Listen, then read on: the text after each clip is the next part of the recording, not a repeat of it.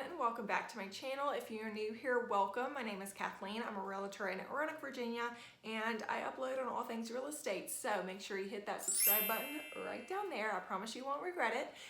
But today's video, I'm going to be sharing some tips if you are going to be a home buyer in 2021.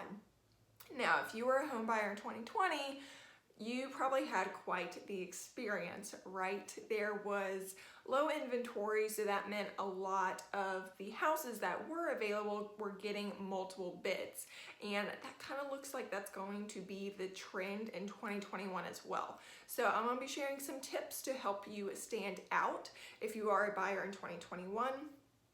Also, I ordered some new filming equipment, and I am excited for next week's video. It's going to be quite different. It's going to be Roanoke specific, and I do incorporate on putting in more Roanoke living or Roanoke inspired videos into my channel. I will of course be still doing general home buying and home selling tips, but I'm excited to incorporate Roanoke a little bit more in my channel as well. But enough chit chat for the intro, let's dive in.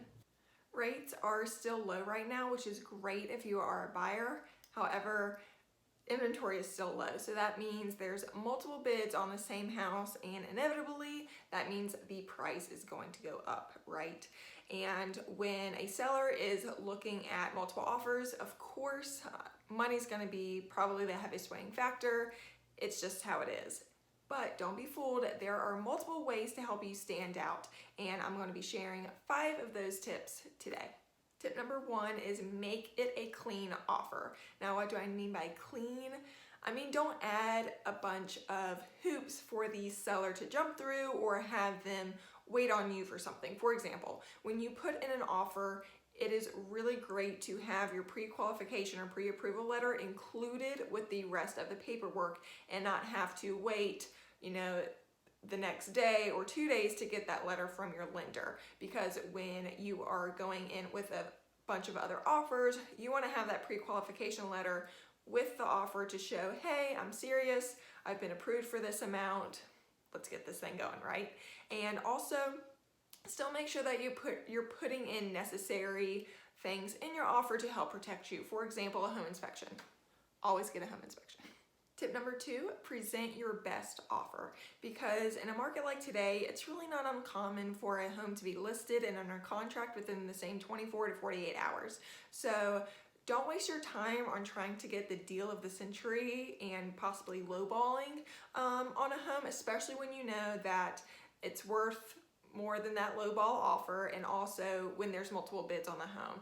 You don't want to necessarily waste your time on the potential to negotiate with the seller, because if there's something better on the table, their seller is going to go with that, and you didn't even put in your best offer. So just work with your agent, have them run comps, talk about the details of your offer and what would be appropriate for that house and for you.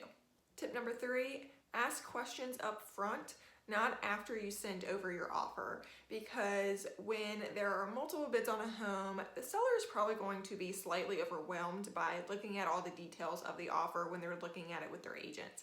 So when you are previewing a home, make sure that you are writing down a list of questions. It can be on your phone, it can be a notepad, it can be in your agent's phone, whatever it may be, but write them down to know before you even leave the house that you're previewing and that you're interested in making an offer on.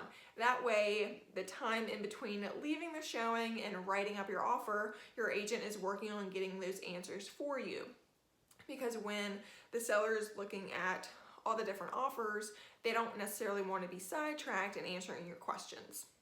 Number 4, think about writing a personal letter. Now, I've had this work in the past, but it won't work all the time. However, in a real estate environment that we are in today, as I just mentioned, it can be overwhelming for a seller to review 8, 9, 10 offers, right?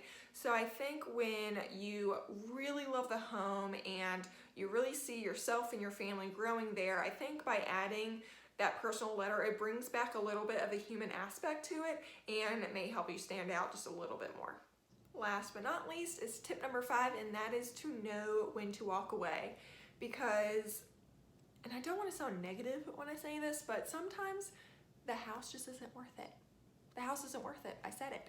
And you know, and this is definitely situational, but for example, if you are in a bidding war with another buyer and you just keep going up in price, keep going up in price, keep going up in price, where you are overextending yourself and say you're possibly going right to the tippy top of your budget where you wouldn't really be able to enjoy other things in life, is it worth it? Now, it may be, but really have a heart-to-heart with yourself.